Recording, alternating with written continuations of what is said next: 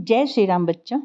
आज हम लोग गोस्वामी तुलसीदास जी द्वारा रचित श्री रामचरितमानस का प्रथम सोपान बाल कांड का आगे का भाग पढ़ेंगे। हम लोग पढ़ रहे हैं मास परायण दूसरा विश्राम के बाद का। हृदय सोचु समुझत निज करनी, चिंता अमित जाय नहीं बरनी। कृपा सिंधु शिव परमय गाधा, प्रगट न कहे मोरे अपराधा। शंकर रूख अवलोकी भवानी, प्रभु मोहि तजेउ हृदय अकुलानी। निज अघ समुझि न कछु कही जाई, तपई अवाइव उरे अधिकाई। सतहि ससोच जानि वृष केतु, कहीं कथा सुंदर सुख हेतु। बरनत पंथ विविध इतिहासा, विश्वनाथ पहुँचे कैलासा। तह पुनि शंभु समुझी पने आपन, बैठे बट तरे करि कमलासन। शंकर सहज स्वरूप सम्हारा, लागी समाधि अखंड अपारा। सती बसहि कैलास तब, अधिक सोच मन माही। मरमु न को जान कछु, जुग सम दिवस सिराहि। सियावर रामचंद्र की जय। इन पंक्तियों में तुलसीदास जी कहते हैं कि सती जी शंकर जी के भाव को देखकर समझ गईं कि वो सती से नाराज हैं। अपनी करनी को याद करके सती जी के हृदय में बहुत सोच हो रहा है। वो इतनी चिंतित हैं जिसका वर्णन नहीं किया जा सकता है। अपार चिंता से वो भर गईं। उन्होंने समझ लिया कि शिव जी कृपा के परम अथाह सागर हैं और वो तो सब कुछ जानने वाले हैं।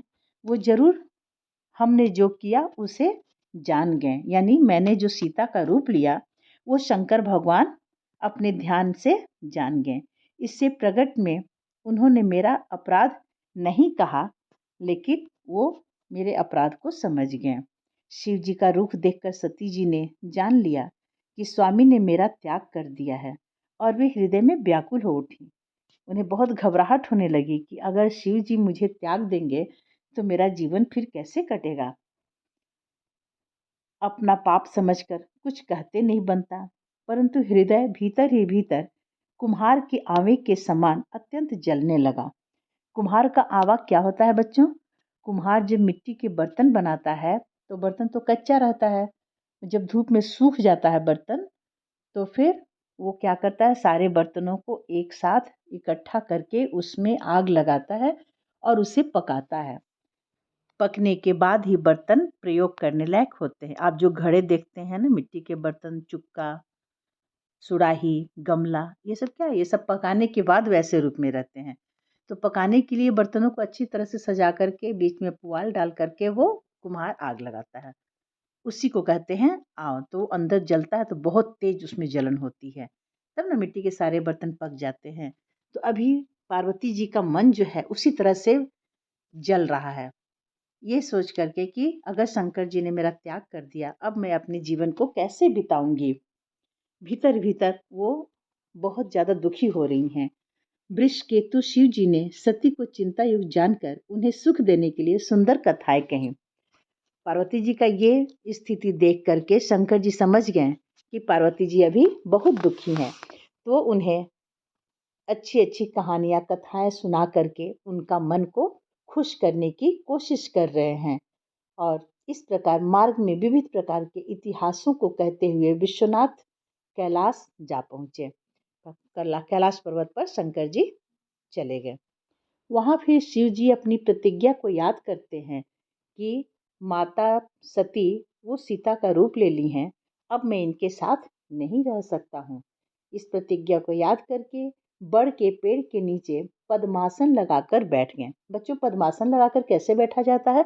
आप यहाँ शंकर जी को देख रहे हैं ना, शंकर जी जैसे आसन लगाकर बैठे हैं इसी को कहते हैं पद्मासन लगा करके बैठना।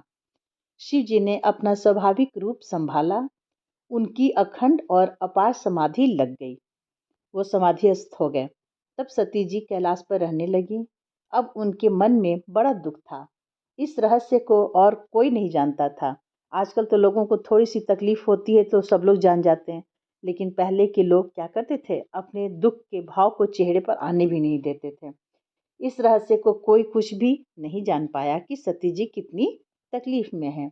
उनका एक एक दिन एक युग के समान बीत रहा था। कहा जाता है कि दुख का समय बहुत लंबा होता है और सुख का समय शीघ्र ही कट जाता है। अभी पार्वती जी के लिए वही हो रहा है। उनका दुख का समय है, इससे थोड़ा समय भी बहुत लंबा लग रहा है।